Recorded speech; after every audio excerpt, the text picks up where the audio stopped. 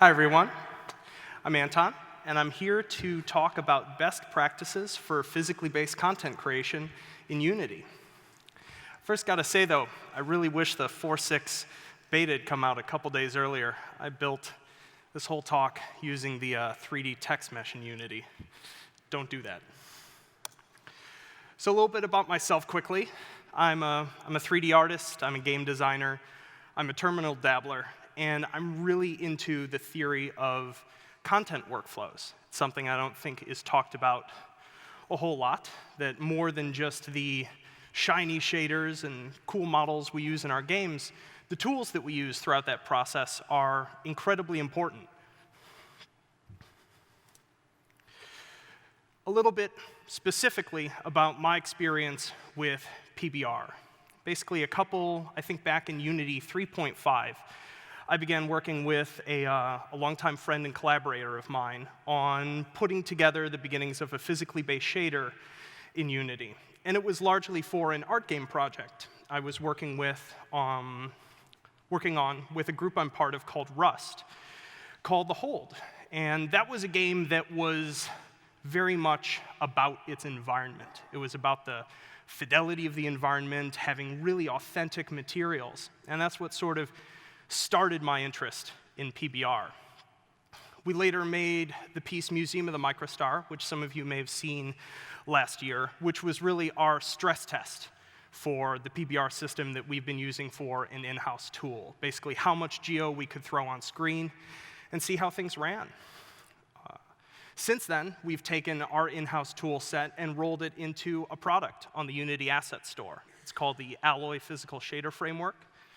You might have seen it. And since then, we've used it on a bunch of different applications, both in-house projects and contract work we've done. We've done a bunch of VizSim work, both very realistic and very out there using it. We've done some ArchViz projects, and we've also done some tech demos with it. So at this point, I've used it in what I feel to be about the whole breadth of how you can use a physically based shading system. So why do this talk, and what are we going to cover? Well, for one, I'm just a PBR nerd. I love talking about this stuff. I love sharing it. And I think that right now, if you look for material about PBR, there's a lot of very specific content out there. If you want to implement your own PBR shader from scratch, there's tons of references on specific BRDFs. There's lots of white papers. If you're a 3D artist, I think there's beginning to finally be a good amount of information on some best practices for texturing. But there's very little out there if, say, you're a project manager, a technical director, just an indie game dev who isn't necessarily a graphics nerd, and you're like, well, the pictures of PBR look really pretty, but what are all the factors involved in this? Like, obviously, it's not just being like, I pick some shaders and it's all awesome. And well, that's because PBR is more than a shader. It's an entire production. It's all of the supporting workflows that are leading into it, the theoretical processes of it, and it's the other things you're using in Unity with your PBR shader. And that's a lot of what I want to talk about today. And I think it's really important that you go in informed, because obviously anytime you get any new tech trend, say physically based shading, it tends to be presented both as a sort of everyone should use this kind of thing, as though it's some sort of universal solution, and it's very hyped, and it's not necessarily right for everyone. So I want to go over basically the decision-making matrix for whether you should be using this or not. So because a lot of the stuff I'm going to be talking about in this talk is rooted in possible difficulties or hitches, I'm going to start with the fun stuff. A little bit theoretical on what are the benefits of PBR. What are we getting out of this? And just because I forgot to mention this, when I just say PBR, I'm not just referring to a shader, I'm just referring to an entirety of a workflow and a technology stack. So the first thing you get out of PBR is this thing called energy conservation.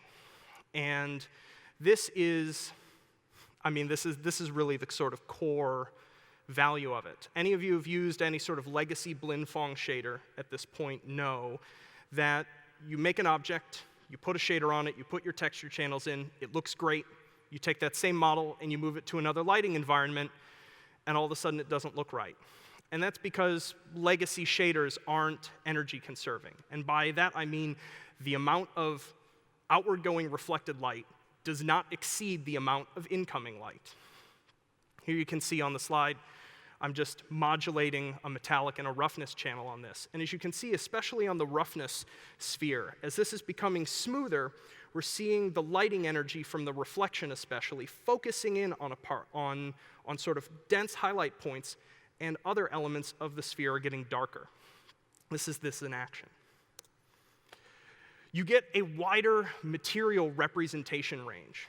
Once again, anyone who's used to old Blindfong shaders know that no matter how you move your dials, it basically looks like various forms of Blindfong, which is kind of like some weird pseudo-plastic, typically, and you don't really notice the difference until you switch to something like this, and you go, wow, when I make something look like shiny or like glossy plastic, it actually looks distinct, not just in terms of its luminance levels, but its behavior when I move a light across it. And so this, once again, being a material-obsessed artist, this is the thing I fell in love with. Once again, I mentioned a little bit of this with the energy conservation, but you get a level of consistency and predictability using a physically based shader. You know, if you look at the sample here, which I have in 4 completely different lighting setups, one of them has ambient reflections, one of them doesn't. Note how these all look like metal still, you know, very different environments. And this means when you're making a PBR shader, if you set it up to be a metal or a glossy plastic, it actually still keeps looking that way. And that has immense workflow benefits. You're no longer hand tweaking materials in every scene that you put an asset in to make it look just perfect. And you're able to predict what something is going to look like, especially behaviorally. If I work with enough metal objects, I know how it's going to handle a scene that has certain types of dynamic lights.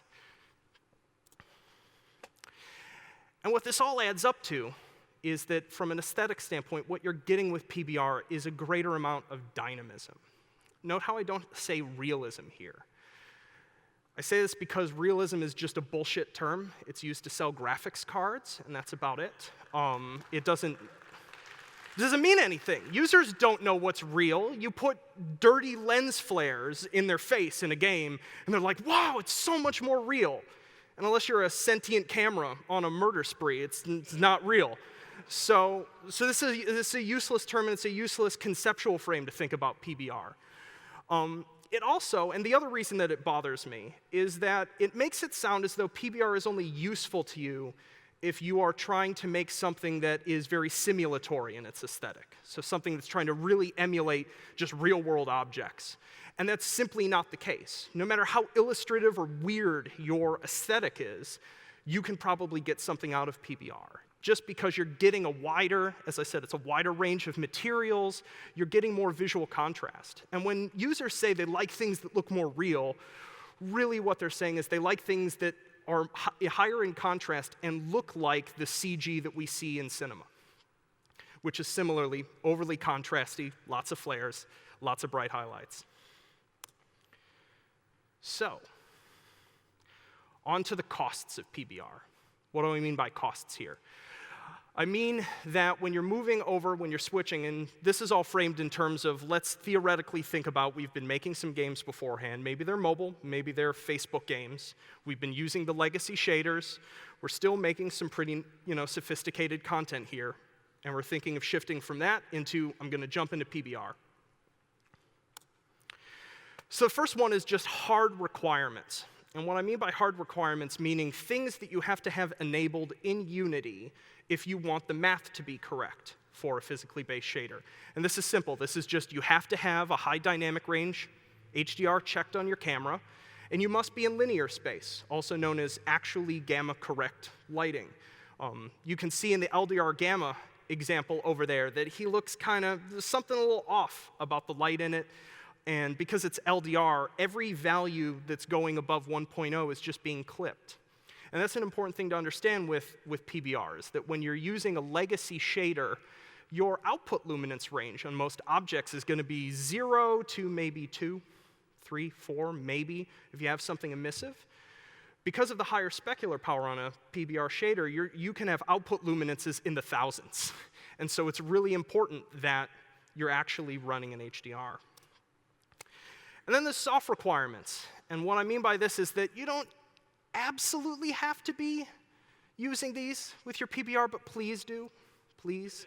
This is a lighting model that sings when it has other things working in concert with it that really bring out its best qualities. And these are things like bloom, which is what bloom is going to use those output luminances that are going past 1 or 2, and it's going to diffuse them out. It's going to give you that nice sort of emulation of light scattering in a camera lens.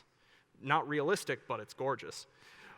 Tone mapping is pretty much required. This kind of should have been on the hard requirements slide, because if you're working in HDR and you don't have tone mapping on, then your HDR values are just getting clipped at the end. You need to remap them down. And then color grading. And this is, anyone who comes from video knows this is sort of a duh thing. Like, you always color correct your image. Anyone who does photography knows you always color correct your image. And yet, I see so many games where it's like the whole luminance range of it just looks absolutely off. The black point's off, the midtones are too high. This is something you should always do. And I'm going to go into a little more specifics about each of these effects later on in the talk. And lastly, you should have a lot of, well, maybe not a lot of, you should have some dynamic light. Just relying on pre-computed light, be they light maps, ambient reflections, etc., those are going to look nice, but they're still not functioning. You're still not going to get the same sort of output intensity as when you use real-time light. And so what this all means is that you should, if using PBR would bring you right up to your breaking point in terms of performance window, without these things, you should probably not be doing PBR. Like, you're going to have to use some other things that require some performance cost alongside it to really get the benefit. Otherwise, you should just use a really good-looking set of legacy shaders, typically. So another cost, training and education. And this is once again something that never gets talked about, but 3D artists are so frequently left to just sort of fend for themselves as these sorts of trends change. Like, oh, just, go look it up. And that really isn't enough when you're talking about some of the types of changes that we're dealing with in PBR. Porting content, regardless of what workflow or shader you're using, isn't one-to-one. You cannot just take a model that has a normal map, an old school spec map, an old school gloss map, and just put it on a PBR shader and expect it to look right. Anything that used to kind of look like blend-fong metal will now just look like really glossy plastic. The processes change, and you're feeding a fundamentally different type of data into your shader. Thankfully, as I mentioned at the beginning, there are specific resources out there that are really good for texture artists especially. There's the Sebastian's blog that I believe he worked on Remember Me? I hope I didn't get that right. Get that wrong. But Marmoset's blog has some great PBR posts. Epic's PBR paper, for those of you interested both in the theoretical and some of their tool design logic, why they made some of the decisions they did. It's a must-read. And our Alloy site has a few how-tos on it. We hope to have more in the future. With what time? And then lastly, asset bloat. What I mean by this is that if you're using PBR, all of your assets are going to have a little more data. And once you have a little more data, you're going to probably, if you have no self-control like myself, you're going to be wanting to use even more texture data because you can do fancier and fancier things. And so you have to be prepared for this. Larger size on disk, more things in your project directory, more things to keep track of, more things to go back and change if something about the art direction changes later. And so a couple things that I've found to mitigate these are very much use solid colors when you're able to. You would actually be shocked with many types of, as long as you're not talking about weathered materials, how many times you can actually get away with solid value inputs just because the model's so gorgeous, especially if you've got some noisy reflections. If you're making all of this texture data, make sure if it's per mesh data that it really has to be. This is something that I think, especially with the simplicity of the legacy models, everyone's used to creating all of this per mesh data to try to compensate for the fact that the lighting model's kind of meh. And you don't have to do that. the more repeating, especially because of the fact that we're finally getting to the point, as long as you're not doing mobile stuff, where we can use a little more geometry on all of our models, just using more high fidelity but repeating materials along sections allows you to generalize those texturing resources across your project better. Should also use generative processes. I fall very hard on the camp. There's a lot of people talking about we can scan things. I think that's great. I think they're great reference inputs, and I definitely use certain pieces of data that come out of scan data, but I'm very much strongly in the use generative stuff, and by that, substance, if you're working in Unity. I think the fact that we have all these standard materials that so much of us use, especially in our realist games, like concrete and asphalt and wood paneling and things like that. And I think it's just madness that we just end up having these sitting around as immutable 4K by 4K blobs in all of our project directories. Keep it like the moment you bake down a texture like that, it's just locked, it's there. And I think the more that you keep those assets flexible and mutable, using these kind of processes, the more opportunities you're going to have to reuse things. Cool, so now on to channel input styles, and hopefully this won't confuse you, but because this is 3D, there's no standard for any damn thing, so there are already two different ways to go about setting up a physically based shader in terms of what texture inputs go into it. There is the Spec-Gloss style, or the Spec-Smoothness style that Unity 5 is using. This is, and I think the first people doing PBR work were all using this sort of style as well. This is probably more like what you're used to. It's an albedo color in RGB, and albedo means the sort of ideal color of the model. No shading in here, no trickery, just this should in fact be slightly brighter than you're probably used to. A normal map, an RGB Specular Color, a gloss or smoothness map, and an occlusion map. There's also the metal rough style, which it's a little different. It was originally sort of come up with by the folks at Disney for their offline rendering, and then later converted for real time by others. It uses a base color, which is, the base color is the only color that's in the set. And this color is mapped to certain channels interior to the shader based on what material it's being told to represent by other maps. So you have a normal map. And so you then have a metallic map. These are 4 black and white data channels here.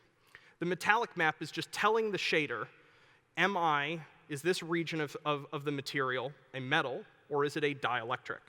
And based upon which of those is the case, it feeds the color and the base color to a different part of the lighting equation. You have an occlusion map, just as before. You have a specularity map, which means something slightly different here. It's basically a specular intensity for non-metals only, and a roughness map. And so you're like, okay, 2 different things. Which is which should I use? I'm going to go over the pros and cons of each. And before I do this, I do want to put out a sort of caveat here, that it's going to be fairly clear as I discuss these which ones I prefer as an artist. Also, full disclosure, I sell a tool that uses one of these workflows. And so I want to couch that with the very clear statement that neither one of these workflows is more real, more physically based, or better in any way. The only difference here is just how we're feeding data into a system and what's right for our workflow and for our conceptual model of texturing. So the pros and cons of Spec-Gloss. The pros are, clearly, it's more like what you're used to. These are the maps that, for the past 10 years of real time, we've been feeding in these sets of maps, although they mean something slightly different.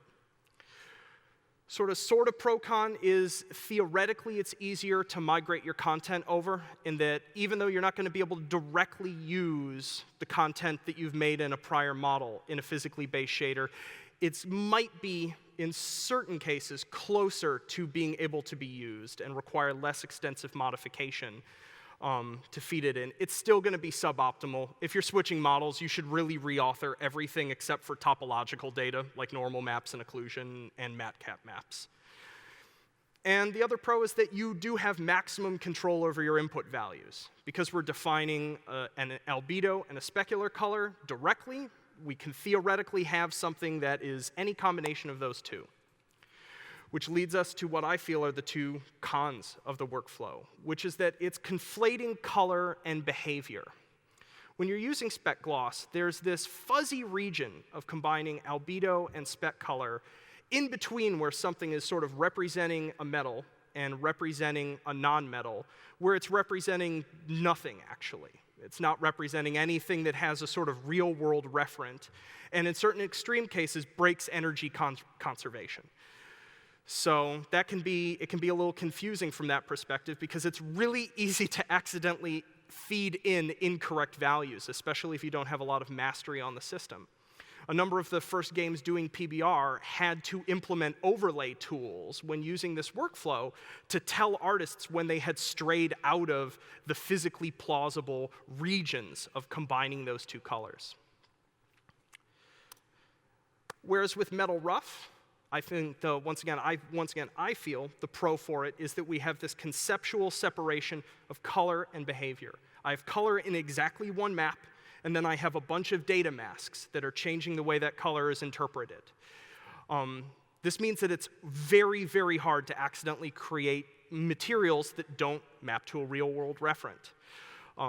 We found it to be more powerful to build on top of when making various sorts of VFX shaders, because if I want to add something onto the shader that is manipulating behavior, it's clearly sort of sandboxed in terms of what maps it's accessing. If I want to change something about the color, like say a bunch of tint masks, I'm just hitting one color texture. So it's much easier to keep that all in your head as you go from being, say, having a shader with 5 inputs to having one with 13, like all the ones that I made my collaborator Josh make for me. And you have some filtering benefits in sort of submaterial borders. And by that I mean that when you're using Spec-Gloss, on your albedo map, traditionally, all your metal regions are black, which means when they're mipped down or filtered, you get this black halo along the edge of those non-metal regions. And I found this to be the case when working on Museum of the Microstar. It almost looked like I had put this weirdly specific ambient occlusion just surrounding all of my non-metals on the maps. So the cons of it? You can't represent some extreme non-real materials. If you're trying to make alien space metal that outputs more luminance than it gets, and don't want to use an emissive map, you can't do it in this workflow. It's also quite different from legacy workflows. Some people do stumble in terms of when they start using this, in terms of getting used to it. But I think even just in between the time that we started, when we switched over to it, to now, the number of tools and workflows that support this now, I would say are about on parity. And then lastly, in a sort of an addendum to this, in terms of our personal experience with alloy, we originally started, as I mentioned before, in a Spec-Gloss workflow. We made our first couple projects using it. And then before turning it into a tool, we switched to Metal Rough. And we did this for a couple other further reasons for this. The first is that when you pack everything up, you actually save a whole texture channel.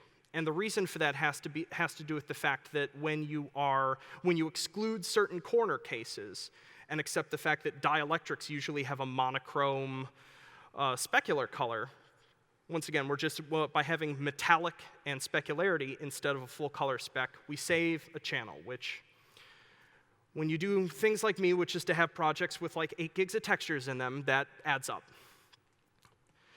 Beyond that as well, we found, and granted this is less of an issue with Unity 5, although I don't know quite how Enlighten interprets this yet, but Beast basically only looked at one texture for what light color reflected.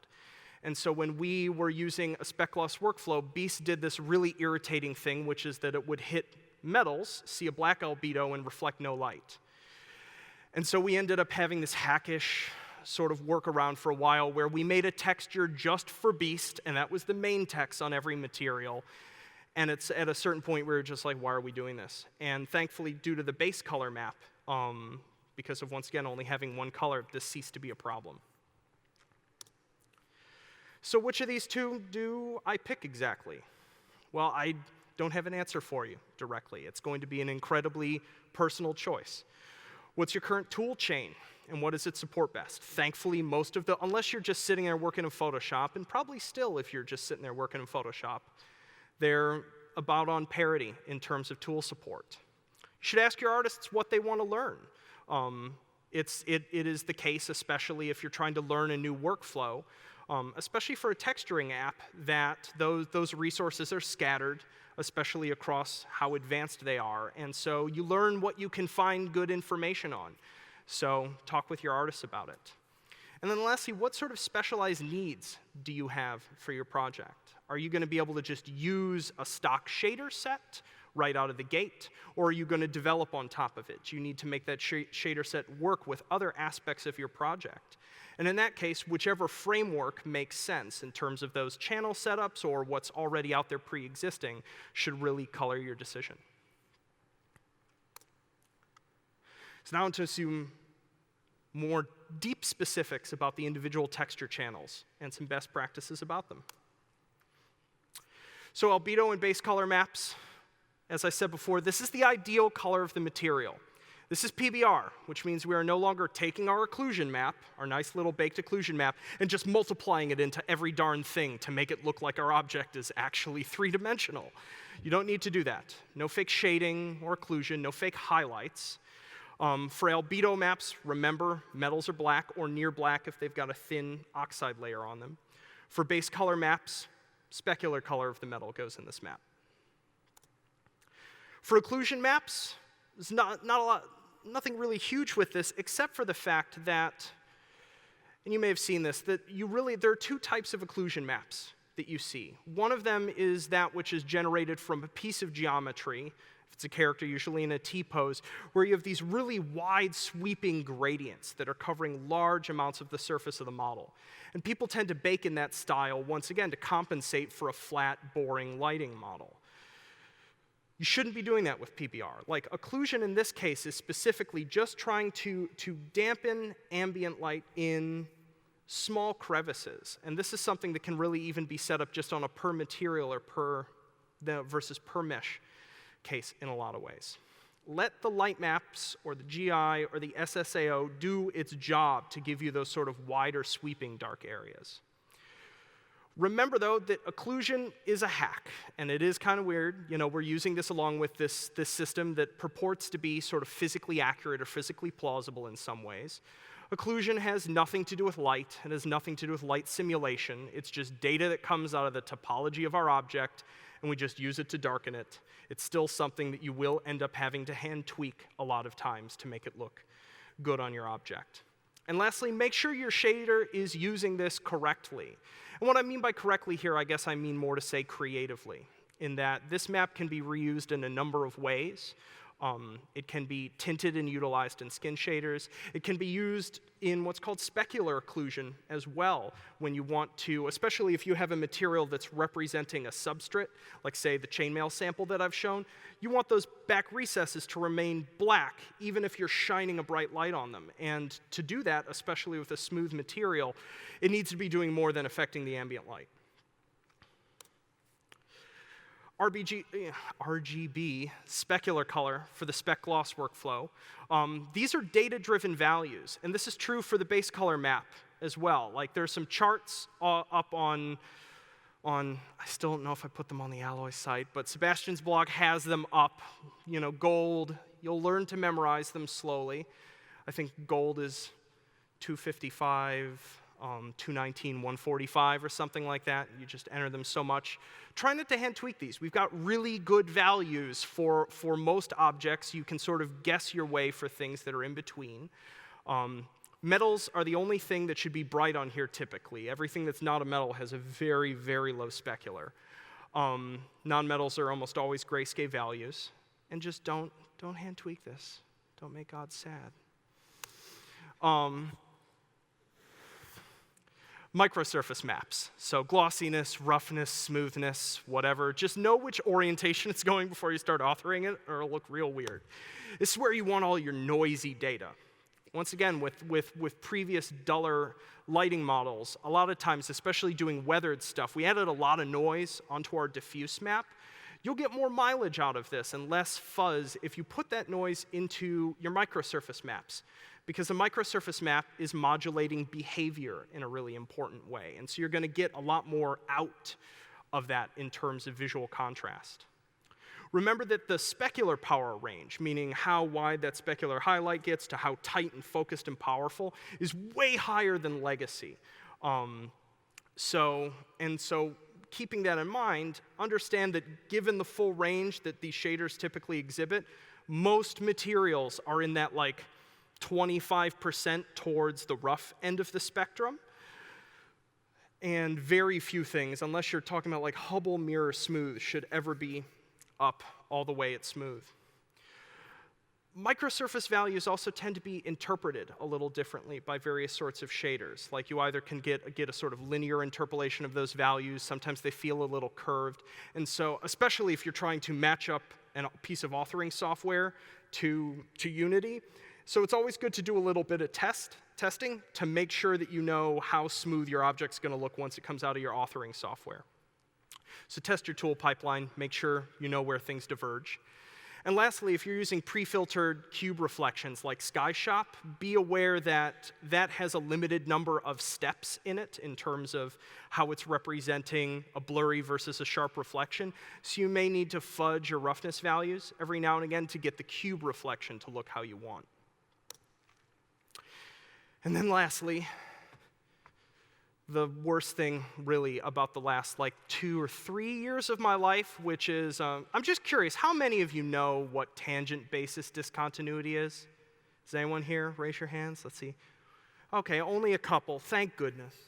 No one should have to deal with this. So basically, and this is hard surface modelers tend to have to deal with this, which is that the way that pretty much every program bakes normal maps, when you're baking high poly to low poly geo, does it differently. It encodes it differently. I don't know the full math behind it. It's tangents and binormals and shoot me. And so you can have this asset that looks perfect in 3D code or perfect in ZBrush, and then you bring it into Unity and you're like, what's going on here with the shading? And this is not just a Unity problem. This is like an every game engine, every authoring tool set problem. We can't friggin' decide how to encode and decode these things. And so we end up doing these arcane ways of I'm going to hide a seam here, and I'm going to run this through hand plane, and then I'm going to re-import the object over to Maya, and where'd my tangents go? And all of this gets orders of magnitude worse when you are using PBR, because once again, we have a higher luminance range, we've got a higher specular power range, and on smooth materials, these shading artifacts are magnified. And so what the hell do you do about this? Well, the first thing you do is, you just ignore it when you can. There are certain situations I have actually run into meshes that no matter what pipeline I fed them through, I just was not able to fix it. I still don't know why. You might be in a case if you're developing a game where it just doesn't make economic sense for you to fix this, and that's okay, because it shows up in, I play AAA games all the time, and I'm like, oh, wow, tangent basis seam problem, tangent basis seam problem. It's everywhere. For working in Unity, the most reliable workflow right now is to bake your data in XNormal and download the Unity T-Space plugin for XNormal. And that's still not dead perfect in certain extreme cases, but it's the closest thing.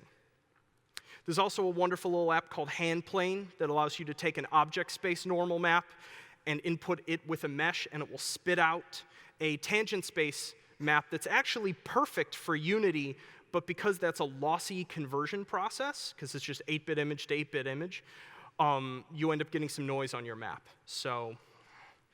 And then lastly, Blender, 3D Coat, and SD4 all have semi-workable solutions. It works better on some types of topologies than others, but it's very inconsistent.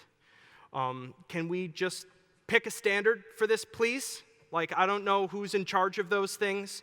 I know most of the 3D apps that rhyme with Shmaya can't even figure this out internally when Turtle bakes out data that looks broken in Maya. But So someone needs to prioritize this, because this affects everyone who hard surface models, and I don't know if you're listening out there on the interwebs, but fix this.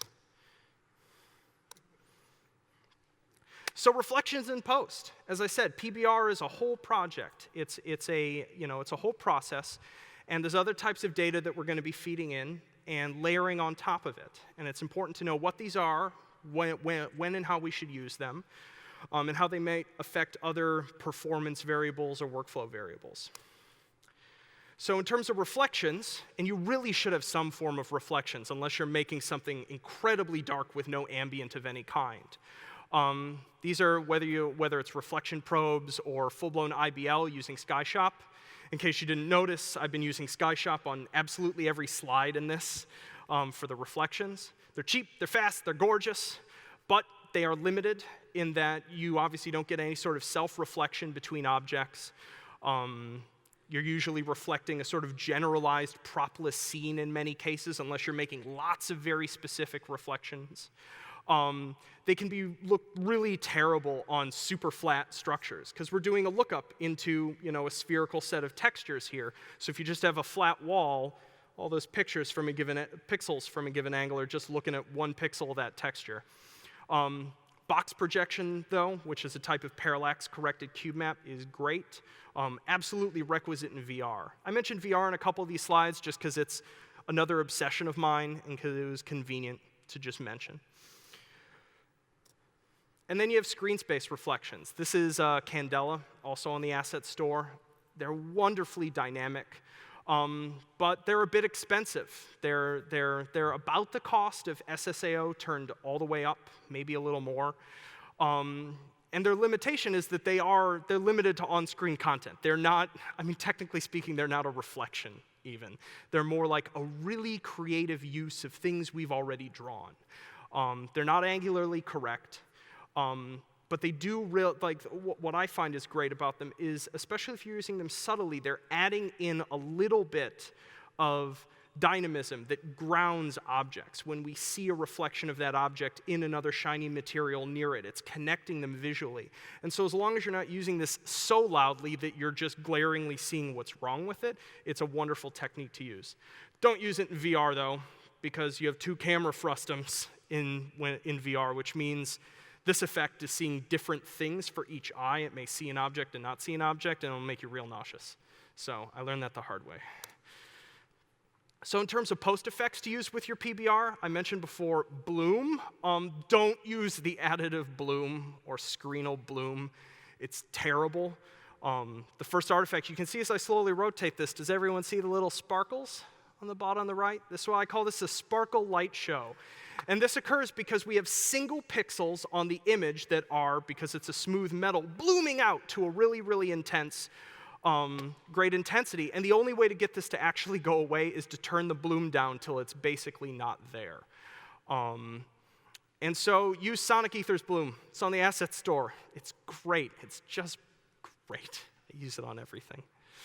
And use tone mapping. Once again, the reason for that has to do with the fact that after you add, do I have another slide on that?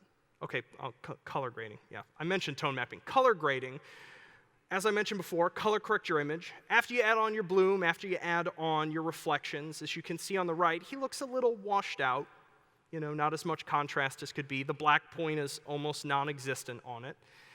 And so color grading just brings you, back to a really rich balance. And seriously, it takes like 30 seconds. You just amplify color. You just save out an image, Photoshop, 3-second curve, save back, done. And then lastly, SSAO, SSAOC, SSBO, screen space ambient occlusion for anyone who doesn't get those acronyms. I tend to use this very frequently just because, especially if you're using a lot of reflections in your scene, you're getting a lot of luminance in those reflections from areas that should have really been occluded from it, but because of the sort of coarseness of the way we're using reflections, those areas are too bright. And SSAO tends to just be, a blunt tool to fix it, to helping this.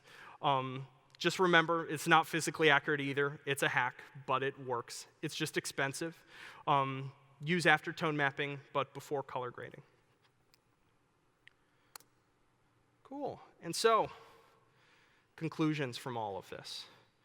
So remember that PBR it's shiny, it's beautiful, but first and foremost, its benefit is not the aesthetic. It's about making your production pipeline more consistent and predictable so your artists don't drink themselves to death.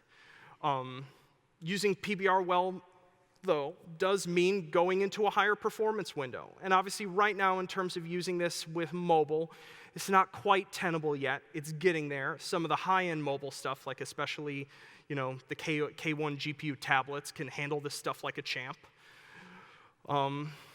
Yeah, invest in your artists and their learning processes. It's worth it. You're going to just get so much content out of them. Having a better communication channel between, especially if you're doing something bespoke, making sure that you have that connection between the dev that's assembling this system and the artist and their needs, and making sure that everyone has the tools and are on the same page in terms of how the data is being handled. Having a smart pipeline can help mitigate the rising production and asset complexity and cost. And then lastly, as you can tell from my anger at times, your production app selection should be flexible and wide. And that's because the era of just using one program, one modeler, is over.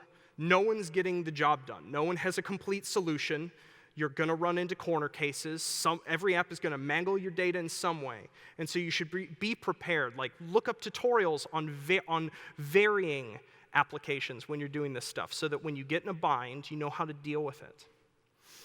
And everyone on the team should know how this works, because everyone's hands are going to be in it at some point.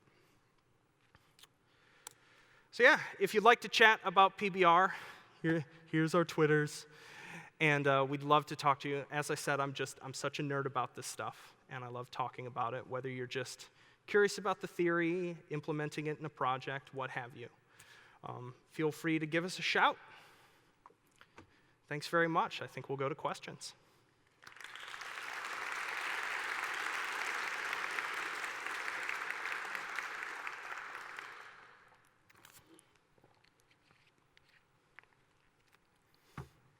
Anyone? The mics are there and there.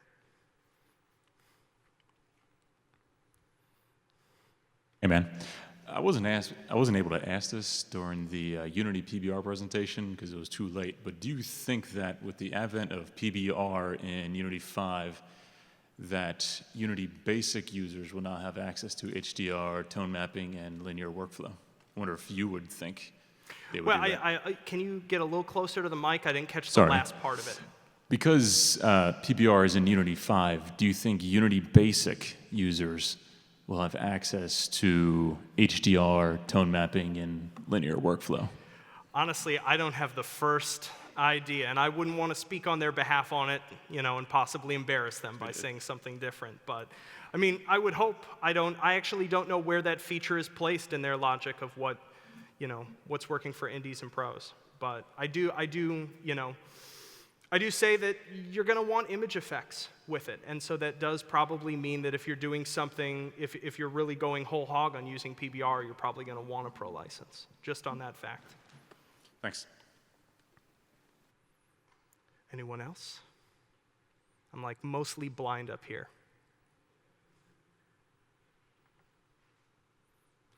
All righty. Well, thanks very much. I'll be hanging out here up front.